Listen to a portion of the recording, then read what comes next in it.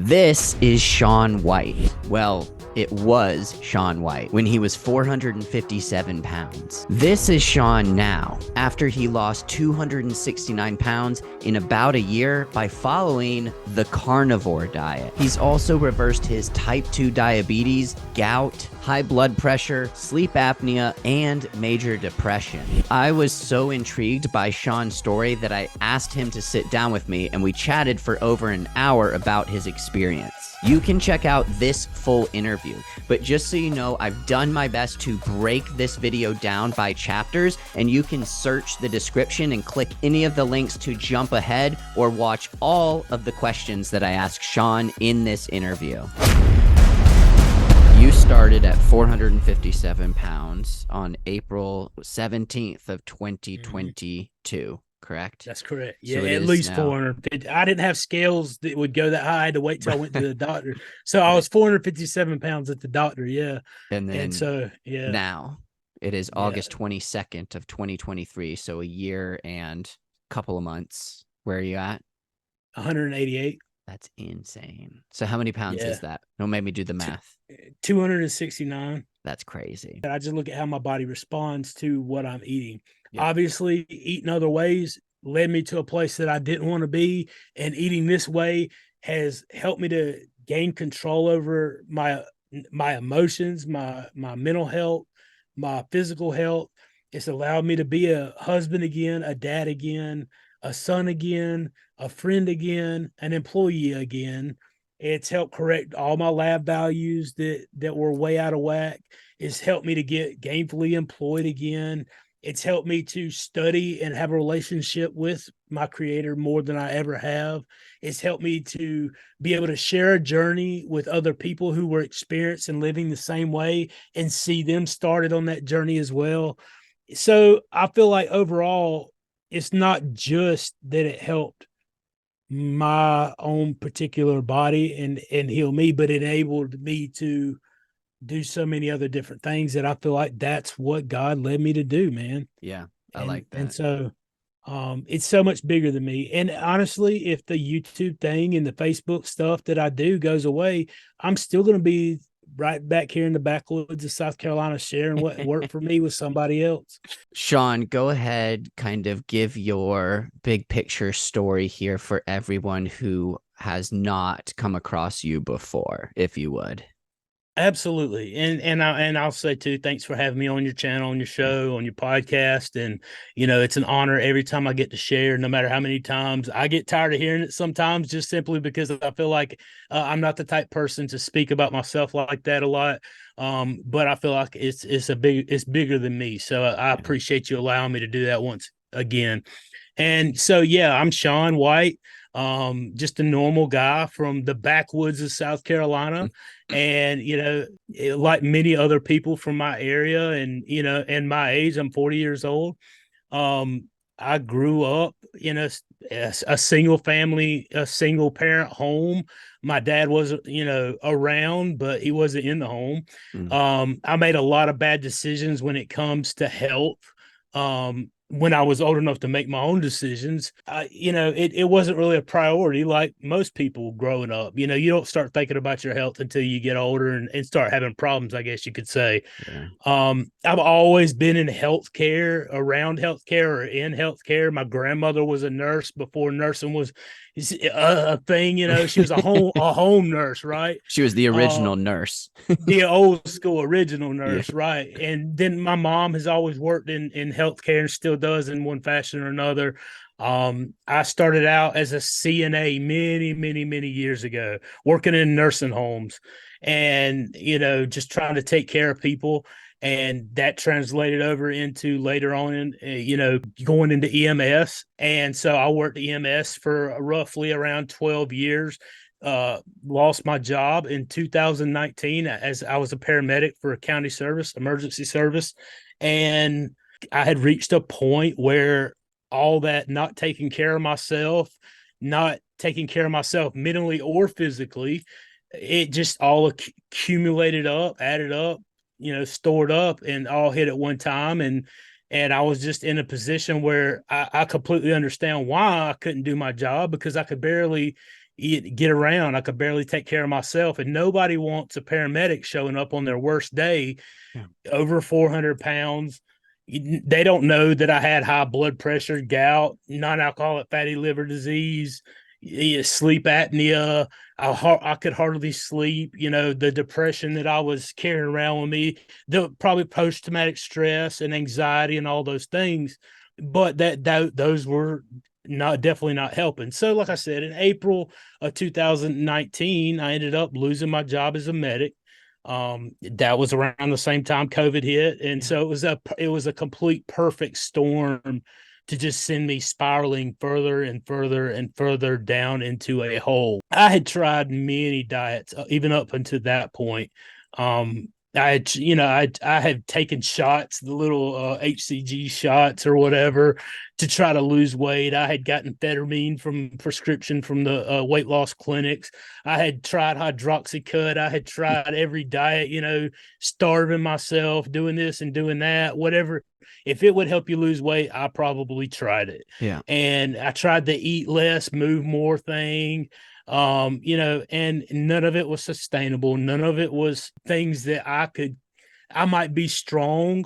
I might be great at it for a short time period, but eventually none of it lasted. And so to make a long story short, after I lost my job, the next 3 years of my life, I just lost all hope. I lost all direction. I lost all sense of motivation at all to do anything. But I found myself sinking deeper and darker into a depression and a sense of hopelessness that I could not get rid of. I'm also a man of faith. I believe in God. I believe that's something that I never lost my faith in God. I never questioned my faith in God. There were definitely points where I would get angry even at God. However, that's something that I feel like if it wasn't for my family and my relationship with God, that I wouldn't be here, even to have seen the journey start like I had it start, which I can get into a little more later. And that kind of led me up to where, I would lay on the couch, do nothing but watch YouTube videos and TV and play video games. And I isolated extremely. Yeah. And just continued to sink. My health got worse. I was over 457 pounds. Like I said, mentioned a while ago, non-alcoholic fatty liver disease. I had gout. I was on allopurinol and colchicine. I took 3 blood pressure medications that I was put on after I was found to have blood pressure about 210 over 160. I was in horrible shape, man. And so that's whenever I just laid around and just watched YouTube videos. And then finally one day I was listening to a Joe Rogan podcast because, I mean, come on, man. I don't agree with everything Joe Rogan says, but I do think he's fair. I think that he brings a lot of valid points, and he does interviews in such a way to me that they're interesting because he allows the other person to give their view, whether he agrees or not. Right. And to me, that's important. I don't have to agree with you. I can agree to disagree with you, and we can still get along. It happens all the time. And some of those relationships prove to be extremely valuable. We need people in our lives who don't just agree with us and go on, that care enough for us and love us enough to call us on our bullcrap when we are wrong. Yeah. And so to me, that's valuable. And I think that he displays a lot of that in kind of a sort of, public way. And he was interviewing, had done an interview with Rhonda Patrick, who is definitely not for the carnivore diet. She's definitely not an advocate. But their discussion sparked an interest in my head. And a little while later, I just got to thinking about that. Well, this thing sounds like it could do pretty amazing things. And Joe was testifying that when he tried it, it did wonders for him. Right. And so I kicked around and I was like, well, I need to see what this, I've never even heard of this carnivore diet thing. This sounds ridiculous, really, but whatever. And I came across Dr. Ken Berry, and I was like, good gracious, this guy is a physician. He should know better, right? Yeah. But the longer I listen, Dr. Barry is one of these people who can take a complex issue and break it down to where it is extremely easy to understand. Mm-hmm. And he's an extremely good communicator. And his presence, whether it be on screen, in video, or whatever, is just captivating to me. But the more he talked and the more he's talked about the things that I did know, Yeah. I was like, he's on point with this. And if he's on point with that, Right. then there has to be just a little bit of validity to what he's saying about this. And I don't know anything about nutrition, despite being in healthcare for the years that I have been. So if that's what it says, that's something that I need to try. Yeah. And so in October of 21, I tried it for 30 days. And it was the dirtiest version of what I would call carnivore ever. I was still eating the spices and sugars in the sauces, Mm-hmm. and I still would have honey mixed in with stuff because honey's from an animal, right? It's from a bee, Yeah, B. So, I just didn't know any better at the time. And, even the dirty version that I did for that 30 days was such a dramatic difference Mm-hmm. from what I had been doing in the way that I had been eating for so long that I felt amazing. And I was like, man, that really feels good. But I also knew that you've got Christmas and Yep. Thanksgiving and Halloween. My birthday's in January, so right after that, you've got Valentine's Day. You've got all these things, and I know better than to think that I'm gonna start a New Year's resolution and Mm-hmm. stick with it. Yep. So I kicked that can down the road, and I'm gonna start tomorrow. I'm gonna start tomorrow. I'm gonna start, and tomorrow never comes. Yep. And it wasn't until April the 17th of 2022 when my life drastically changed. And it was right before Easter.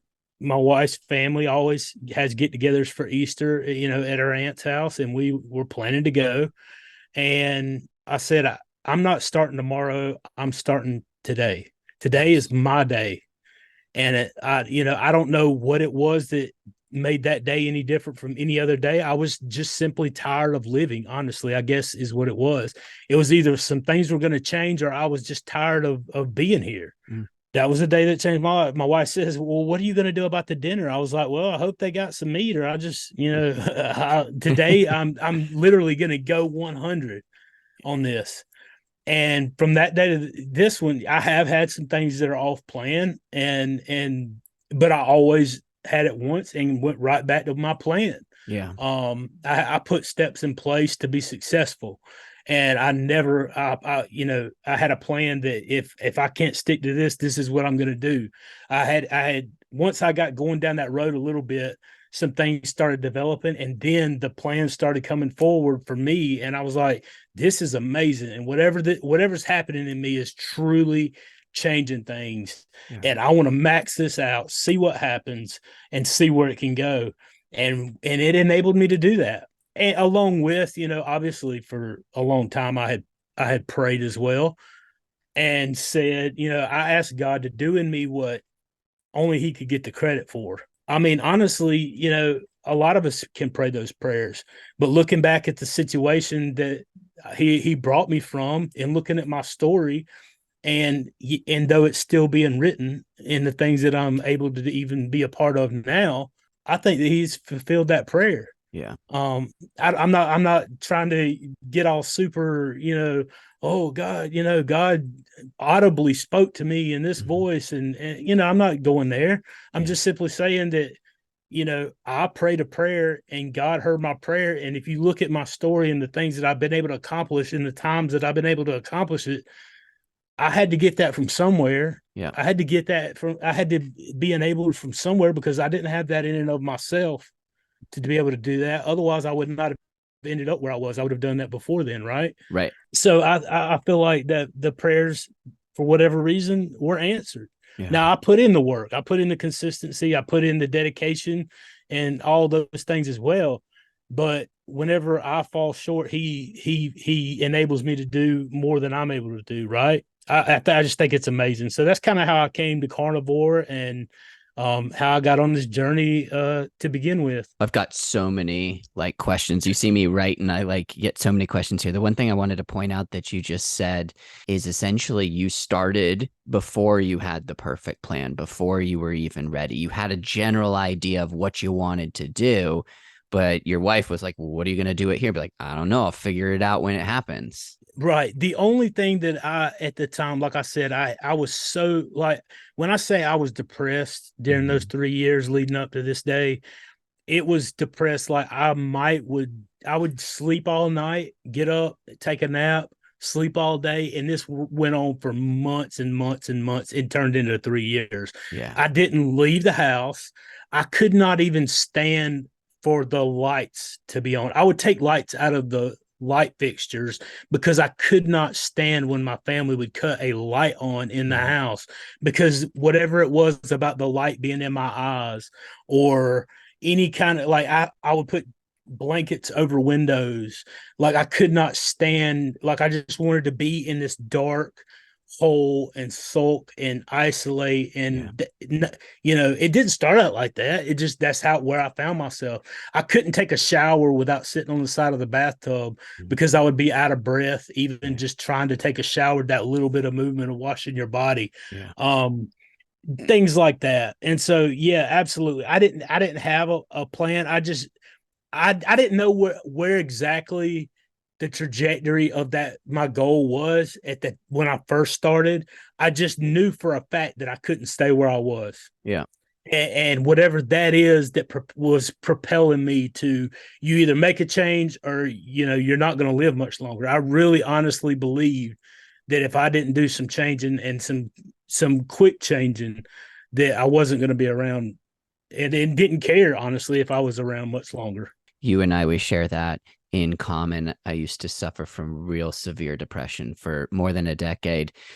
I was never 457 pounds, but I have met many people who are, above 300 pounds. And something that I hear quite commonly, and I'm interested to hear if you ever received this advice as well, was going to a trainer, especially when you're depressed. Like, what does the psychologist tell you to do? Oh, you need to go out and get some exercise. But the last thing you want to do when you're depressed and you're intentionally isolating because you don't want to do anything is exercise. If you're 457 pounds and you're getting out of breath while you're showering, I'm imagining that even a trainer coming to be like, well, just go for a walk. Like that's physically impossible for you. So Yeah. curious to know if you ever got that advice. And also, a follow-up question is, when you did start to lose weight, I'm assuming it wasn't via exercise. At least that probably Mm-mm. wasn't incorporated until months later. So how much weight were you able to lose without doing any exercise? Yeah, absolutely. I got all the comments that most people have probably heard. Well, why don't you just eat less? Why Yeah. don't you Yeah. just move more? Why don't you just, go, just try to go to the gym, do a Yeah. little bit of walking, those kinds of Mhm. things.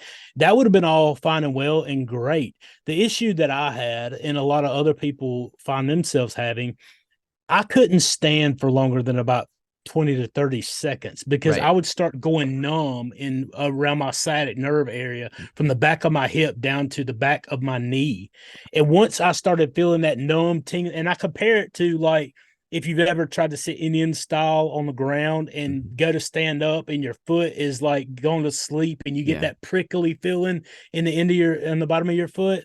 That's what happened to the back of my legs, and it would start moving around the front of my legs just from standing up. Yeah. And if I didn't sit down pretty quickly within that 30 seconds or so, I would fall over because it would just go numb, and like I couldn't stand up. Yeah. So the idea of being able to walk, even, and that's one more thing that added to the depression. I can't walk, I can't exercise. Not only can I not do that, but I can't afford a trainer if I could do that. Yeah. I can't afford to eat these health foods, Yeah. because everybody knows what at the time what I perceived to be health foods. Most grocery stores are much more expensive, typically, than regular, any other food. Yeah. chips, drinks, blah, blah, what, fill in the blank. And so I felt like I was, danged if I do, danged if I don't. Right. It's like you're getting hit on both ends. Trapped. And so, yeah, absolutely. I was trapped. And there again, one more thing that added to, you don't see a way out. Yeah. You don't have any hope to get out from where you are, even if you were willing and able to be able to do that. And then you also don't have a plan. You think it's going to take you forever.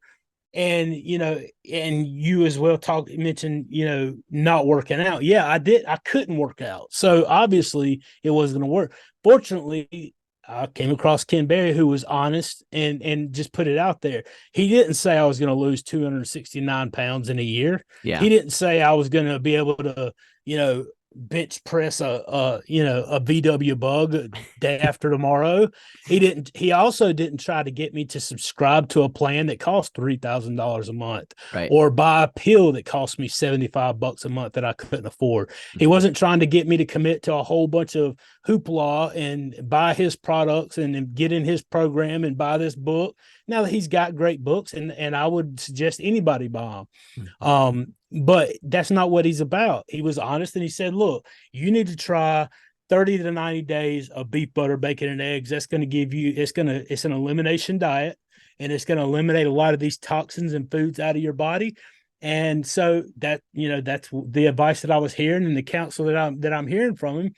And that's what I tried. And I've lost probably around 45 to 50 pounds the first month. That was with just being strict with what I ate. Right. And the first month and a half, I ate 3 times a day, any animal product. It was clean. I didn't have any sauces. I had salt.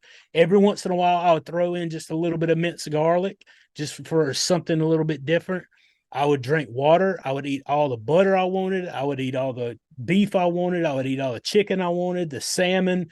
If it had a face on a mama, I ate it, and I ate it until I was full. Yeah. So that's what they suggest to start out with. Yeah. I still don't have it perfect. Yeah. And I still got more to grow and learn.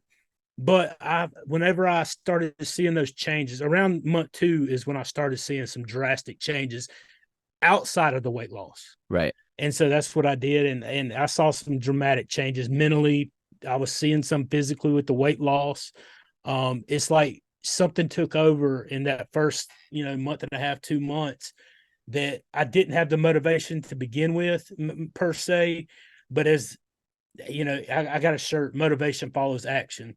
It's not what the definition says in the dictionary, but it's absolutely a fact, and it's true. I think the dictionary, Webster, needs to revisit that definition, because what a lot of people will find is sometimes you got to take steps and the motivation will catch up.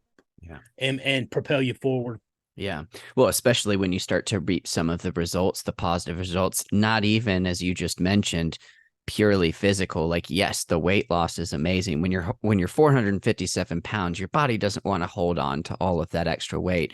It's going to come off pretty quickly. And when you stop doing what you have been doing to get yourself there, the motivation and the momentum that you build from, I'm sure the depression got better, and it was kind of this snowball effect that played out over time as you continued.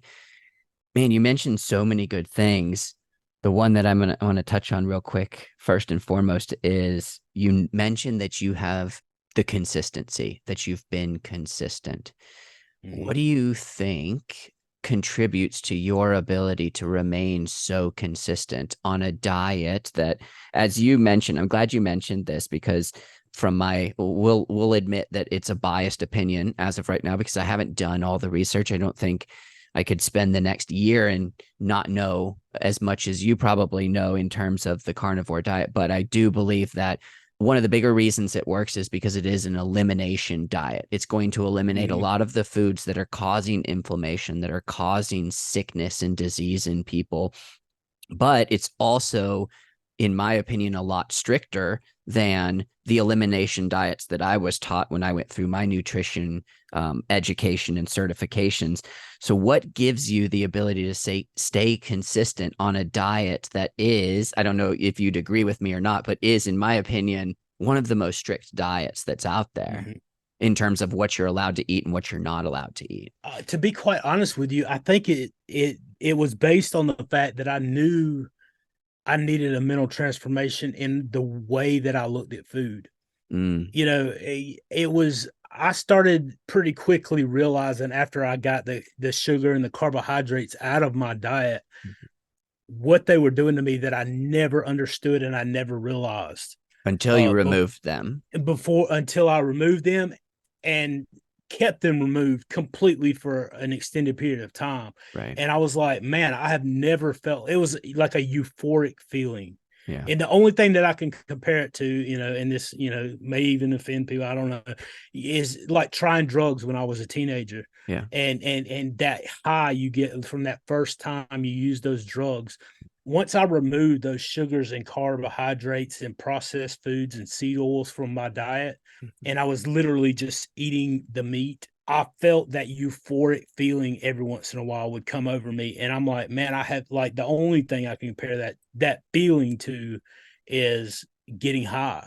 Yeah. And I was like, my goodness, but it was much stronger and more intense. And I was like, I've never felt this good. It welled up inside of me. And so that obviously is an addict. Like, I mean, I think I could get addicted to anything. So I Right. mean, maybe I'm addicted to food, right? Didn't you tell me you were Well, addicted to sparkling water now? dude, I've got sparkling water in this cup right That's now. what we're doing. Yeah, he's got it hidden now. He's like a, I've got another one right here just in case I run out. That's how addicted I am. Mm. Staying consistent with it, like I said, seeing the benefits from it. The weight loss is great. All the issues that I've eliminated have been great. If veganism, for example, had cured the mental place that I was at and got me out of there, I'd probably still be a vegan. Yeah. It's not that I'm like dogmatic and I'm like judgmental against people who don't eat the way that I eat. I just don't see the benefits, and I don't see the results and healing the exact same way in those other ways of eating. I'm not mad at those people. Yeah. I don't wish anything harm on them. I don't, it is what it is. That's a decision that only you can make. Yeah. We can be friends. I've Yeah. got friends that are vegan, Yeah. and I have. It's not like I'm better than you or anything like that. It's a decision that you want to make. I'm not also not going to force my way on you. Yeah. I just don't see the nutrition. I don't see type 2 diabetes being reversed, which I had and reversed. I don't see the autoimmune issues being reversed. I don't see the people who are 50, 60-year-old, 50 at least I've heard of, women who have been through, menopausal symptoms already, getting pregnant. Right. People who have gray hair, it's going back to its original color. Like things that people who have stuttering problems, not stuttering anymore, being able to think clearer and speak clearly. People who are depressed, getting out of the depression, coming off medications, people who haven't been able to walk and been bedridden, being able to walk again. Like, Yeah. I just don't see that happening with other ways of eating. Yeah. And maybe there are a few, I don't know. But I see it on a consistent basis from testimonies from people all throughout this community. Yeah. And there's got to be something to it. There's got to be something to the testimony of these people who are still living and talking about this every day. And so I don't wish any ill will towards anybody, but as far as, the things that I've seen, the things that I've experienced, and there's nothing else I could imagine doing. Like I said, if it weren't for the addictions and, even in my own life, I probably would never have it again, but I heard Dr. Ken Berry say, if he cheats on carnivore, he does it with ketovore. And if he cheats on ketovore, he cheats with keto. And so that was kind of my plan too. So that was what I put in place. I have Texas fajitas. That's the only thing that I've really had whenever I would eat off plan, throughout the last year and a half almost. Yeah. Well, so you mentioned that you had tried a lot of other things before this, and I just want to point this out too, just so everybody who watches this hears both of us clearly, because we're on the same page with where you and I stand.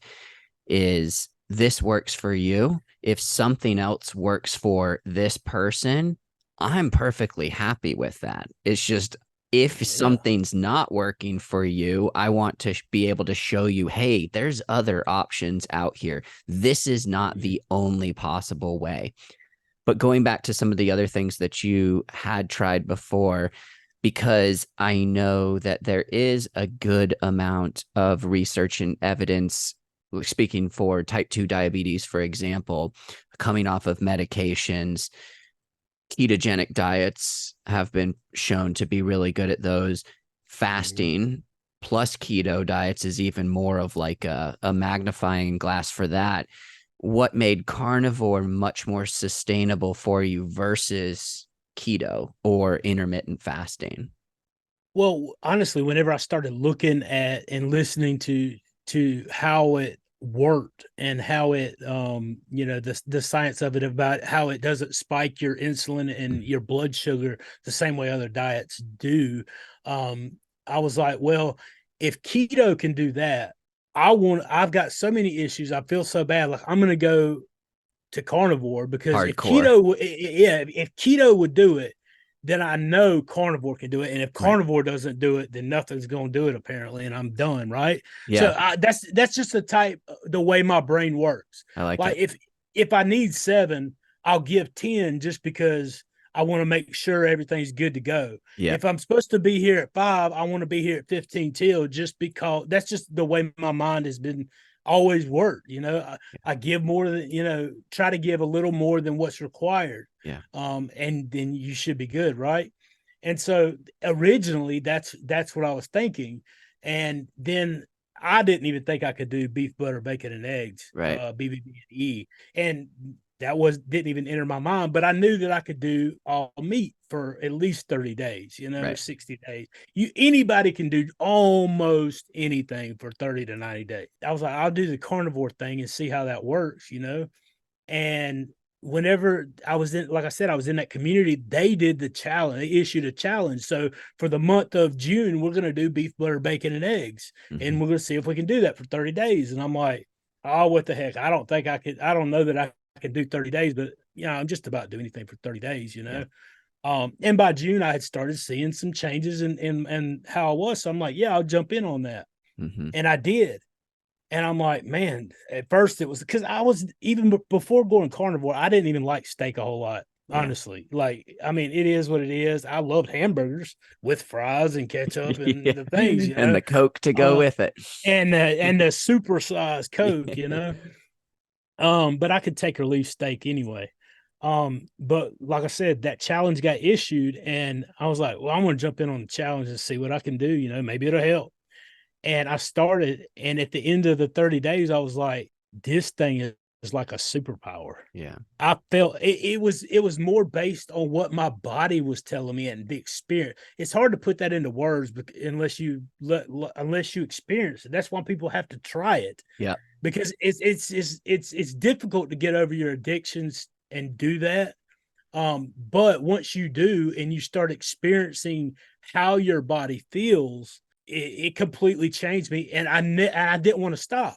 And Yeah. every time since that time, I've tried to do OMAD, 1 meal a day. Mm-hmm. I've tried to do the lion diet, for example, Yeah. and just beef. Those things were not for me.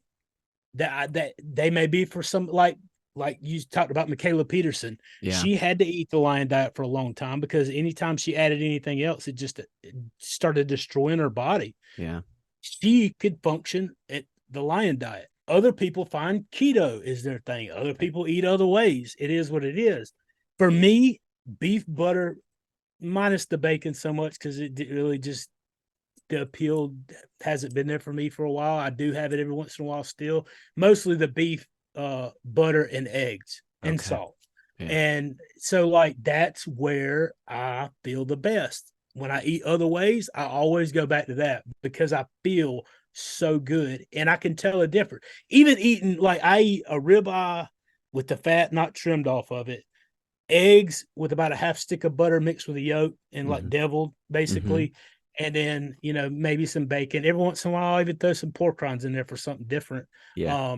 But that's where I thrive. That's where I feel the best. And if I have ground beef, for example, I can tell that I haven't had that ribeye.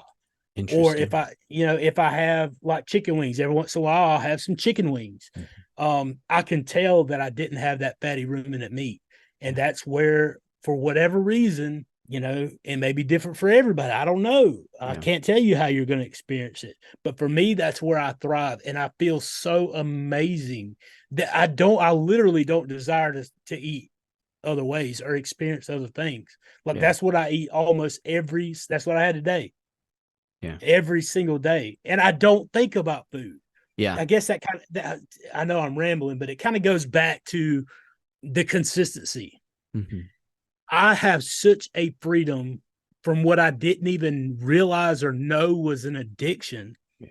The food is satiating me longer. And therefore I'm not having to think about it because I'm not hungry as often. Right. I don't care about variety because to me, variety is an addiction. It's my desire for something that's not to be desired for. It's literally a necessity to give me fuel to let me go. Right. Yeah. I put about that much thought into food. I have my steaks, I have my butter, I have my eggs. I prepare, usually 4 or 5 days worth at a time and stick it in the fridge Yeah. and going about my way doing whatever I want to do in life, experiencing life. Yeah. It I gives you don't have freedom and control.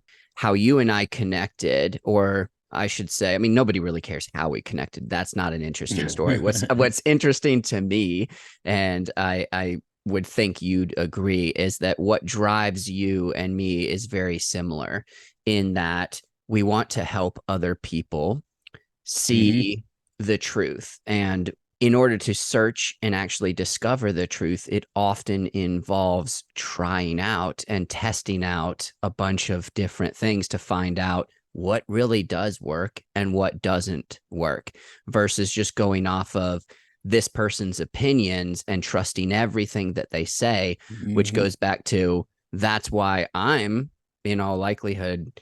I mean, I shouldn't even say in all likelihood now because it's a done deal. Like it's going to happen in the next couple of months. Tracy and I are going to try carnivore for 30 days because that's the type of person I am. I can't know for Mhm. myself whether or not it's good for me personally unless I actually do it. Because for Yeah. every person I find on YouTube or on the blog pages that says carnivore's a terrible idea, there's just as many people who say carnivore is a great idea and have experienced these amazing results from it. So there's really only one way to Mhm. know if it's good or not for me, Absolutely. and that's to do A it. 100%. And I learned a long time ago, anybody who knows enough about an issue can convince you of anything. Right. If anybody who knows enough about a particular subject can speak or perform in such a way that they can have you believe in whatever you want. It's not, Yeah. like I said, it's not definitely not about that. It's about sharing my experience, encouraging others who have no hope to find it, and then encouraging them once they do try it and experience that neutrally for themselves Yeah. to share that experience because it just creates a concentric circle that continues to go out. Yeah. And eventually, at some point, in my opinion, the only way to combat a broken system that's much larger than any of us singled out, Yeah. and I'm referring to the system as in nutritional guidelines, the government and their idea of nutrition and health, the pharmaceutical industry, big food, all the things, right? The only way Mm-hmm. to combat any of us alone, there's no way you can do damage Yeah. to that system. It's in place, it's been in place, and it's huge. Yeah. That would crush anything. However, at some point, when the masses start sharing these experiences and spreads, it's going to make that much bigger of an impact and it's going to be passed on. And it always trumps up my experience and your experience and somebody else's experience will always trump a test in a lab somewhere put Yeah. out by on a piece of paper by someone saying this is what it is. So that's just kind of how I feel about that. Yeah, that research that's funded by the pharmaceutical companies anyhow. Right. Exactly. You get what you pay for, right? You know, that's why you and I, when we Yes. first connected, there's so many parallels between kind of my journey. Now, mine was through fasting and yours was through carnivore, but the parallels are just so uncanny because you mentioned these like, well, I'm just going to do carnivore because if this doesn't work, then nothing will. So you went hardcore 100% into it. That's what I did with fasting. Everybody's like, oh, try 16 and 8 fasting. I'm like, well, if 16 and 8 fasting works, 9-day fast is going to work better. So let me just start there. Right. But what I found doing that was I got all of the freedom that I was actually really looking for, because what was really bothering me at the time, of course, being overweight was bothering me, but what was bothering me more than that was feeling controlled by my cravings and by food. You know, sitting around at 10 p.m. at night, knowing there's a bag of Hershey Kisses in the pantry and I can't stop thinking about eating them. But when I started using fasting, it gave me back all of that control, and control in my mind is analogous to freedom. It Yeah. simplifies things as well. Like if I'm just not eating right now, then I don't have to think about food. If all I'm eating is beef, butter, bacon, and eggs, there's nothing really to think about. Did I buy beef, butter, bacon, and eggs at the store? Yes. Okay, check that off the list. Like that's it. Right. I go to the meat market. I got some guys like I drive over to the meat market. I buy a whole rib roast. It's 200 bucks maybe at most, Yeah. and I have them cut 15 to 18 steaks out of it. I'm good. When I Yeah. run out, I go get more. I don't have to go to the grocery store. I don't have to do all that. My wife will get eggs and butter at the grocery store. Yeah. But like I literally don't have to think about it. Yeah. Like it's a done deal. And and I said a while ago, this is an elimination diet, but carnivore is also a fast mimicking diet in that it is satiating to the point that I did intermittent fasting. At first I tried it, the Mm-hmm. 16 and 8, and then I went to 18, what is it, 18 and however, whatever. Then it was 20, and I tried the OMAD, the 20, 23 and 1. And I eat within about a 4-hour window now. I Yeah. eat, between 10, usually at 10 o'clock and 2 o'clock is approximately when I Yeah. eat now. It started as something that I was trying to do, and then it became like a natural thing because I weren't hungry. Yep. It's really, really hard to overeat Yeah. protein and fat a lot. If you Right. eat too much fat, you're going to spend all day in the bathroom. I Yeah. promise you. For everybody out there wondering, am I getting enough fat? When you have enough fat, you in the bathroom will become very well acquainted and you will know you have had too much fat. When you eat too much protein, you're going to have food aversion. You're not going to want it's extreme. You might be able to do it short term, but long term, it's really hard to overeat protein Yeah. when that's all you're eating. Right.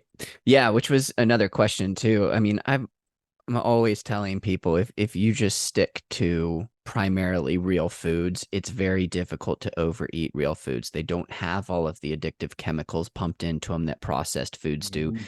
Your body's actually going to function the way it's intended to. The hormones are going to send signals to your brain and tell you that you're satiated, you're full, you don't need to keep eating this.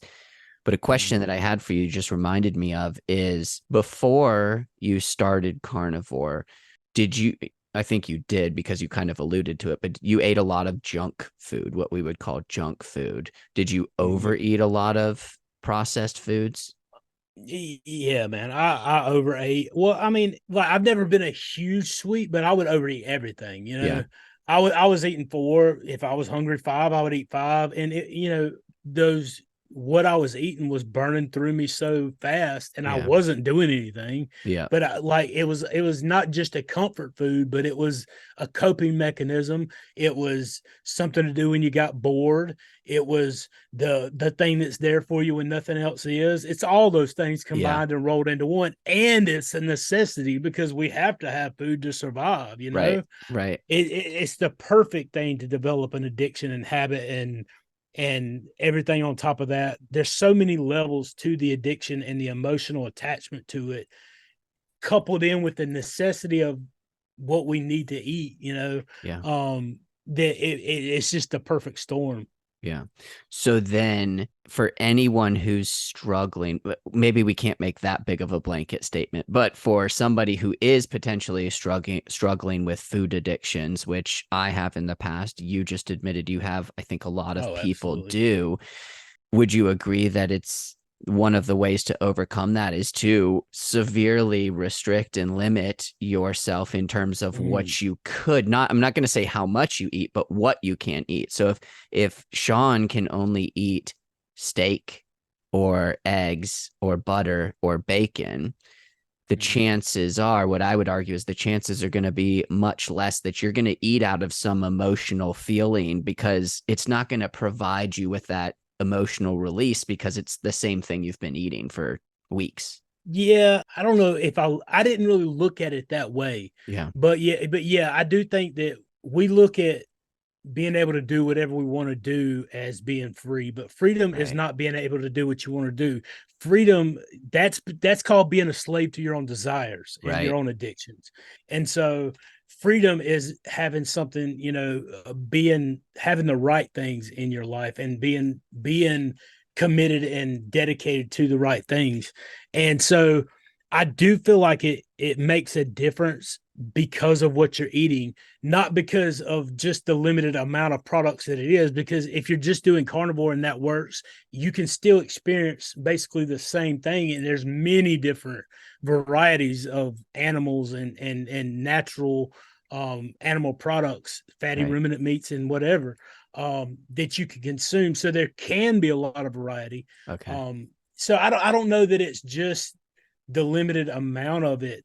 I think the biggest thing for those who are struggling with the addiction is, number one, being honest about the decisions you make, and that it is, and realizing that it is an addiction, Mm-hmm. rather than just overlooking the fact that, well, what are you talking about? It's food I got to eat, Yeah. or Everybody or else what. does it. It's okay. Everybody else does it. It's okay.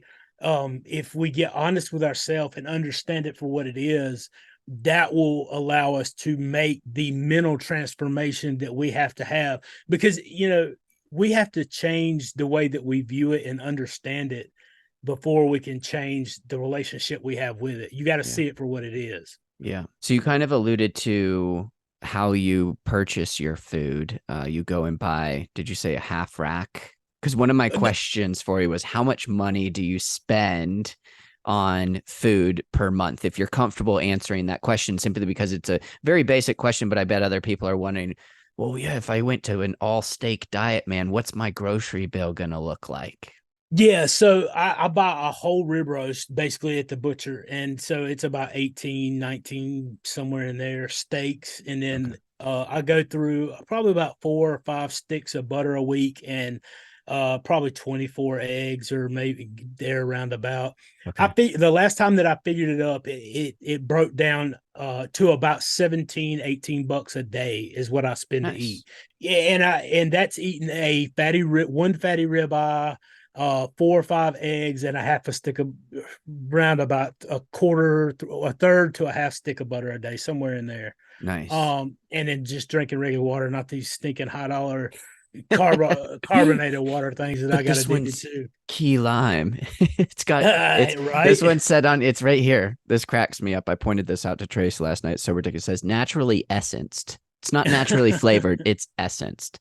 Essenced. Essence. Yeah. Let's squash this one because I get this question quite often, and I know the answer, but you've got data probably to back it up. Blood work. Uh, When was the last time you had blood work done? What's your cholesterol look like? Tell us, is it in yeah. the normal range or not? Yeah. So I think it's around 270 is my like total cholesterol.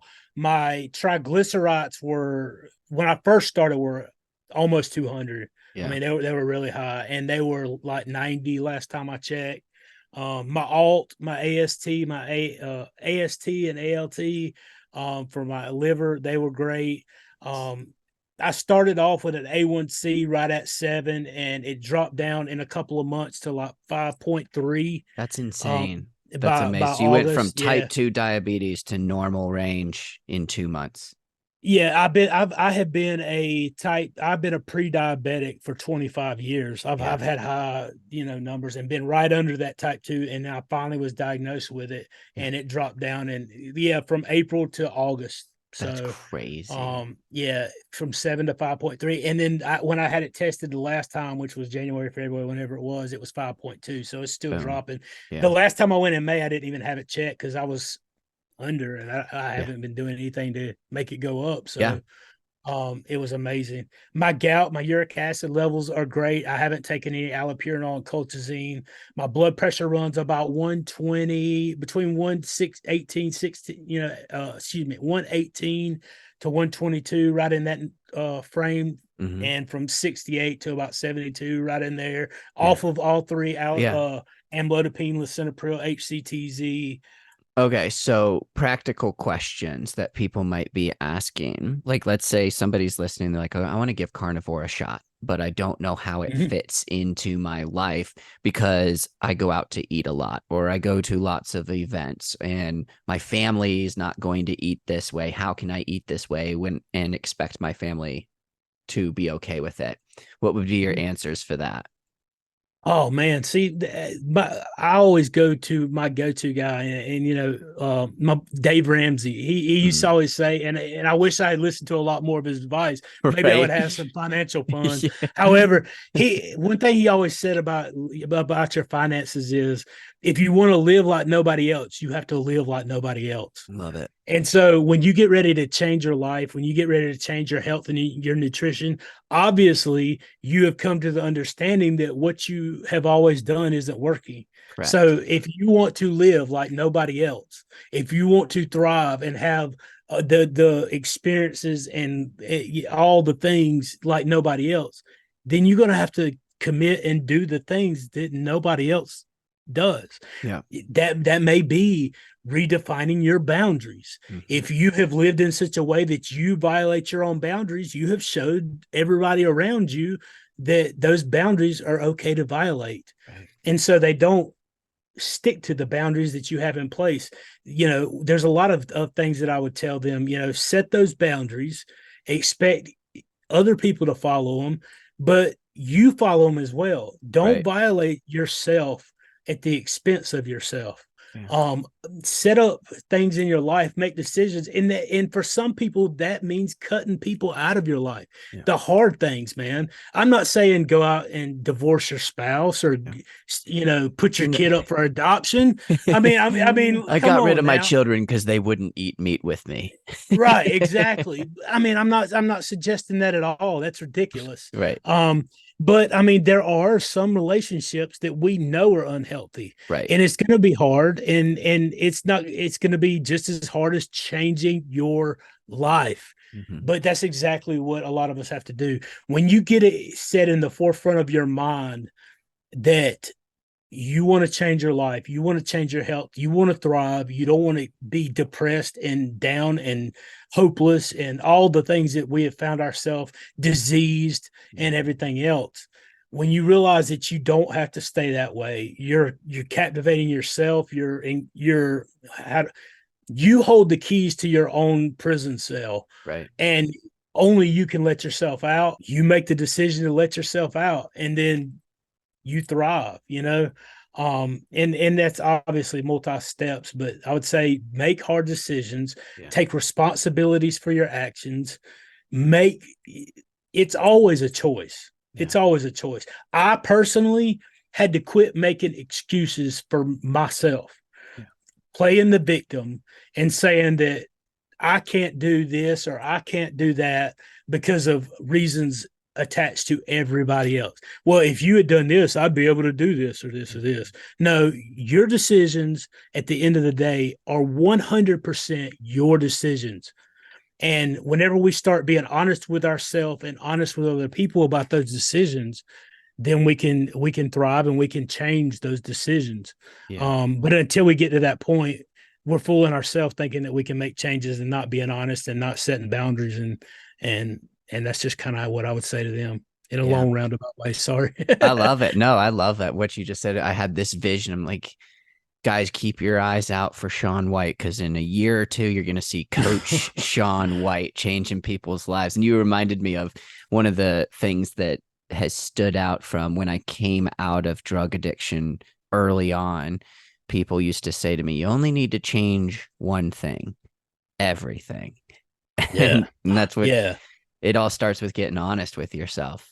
There's a lot of people out there struggling to find a way to do they see what I've done and they think that that's completely impossible. And I would have said the same thing 2 years ago, Right. 100%. Yep. But like I said, if you want to live like nobody else, you got to live like nobody else. Maybe you have been wrong in your understanding about nutrition and you need to try carnivore. And that might be the thing that changes your life. Maybe it's that you have been mistaken on your view of God and God can change your life.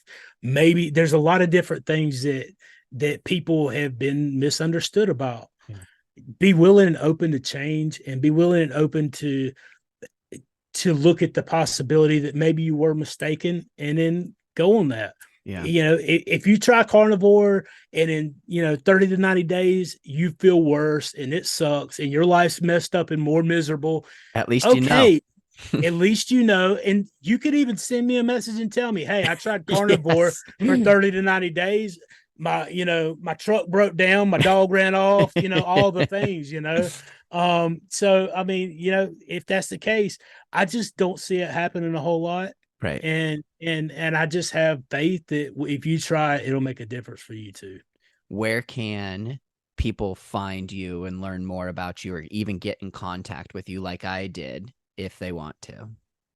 Absolutely. Yeah, man. I appreciate that. And before I do, thanks for having me on. It means the world to me to be, like I said, to be able to share it. But yeah, you can find me Intentional Carnivore on YouTube.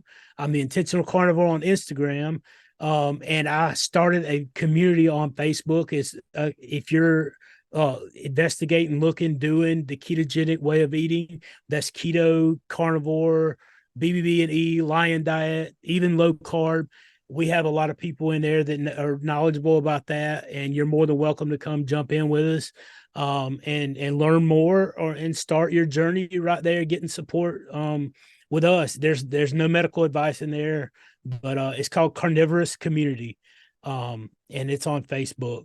And so I do have a Twitter as well. It's called Intent Carnivore because Elon wouldn't let me type out intentional, but that's something that we'll have to work on one of these days, I guess. Yeah, but I'll shoot him a text later and see if we can yeah, get that solved.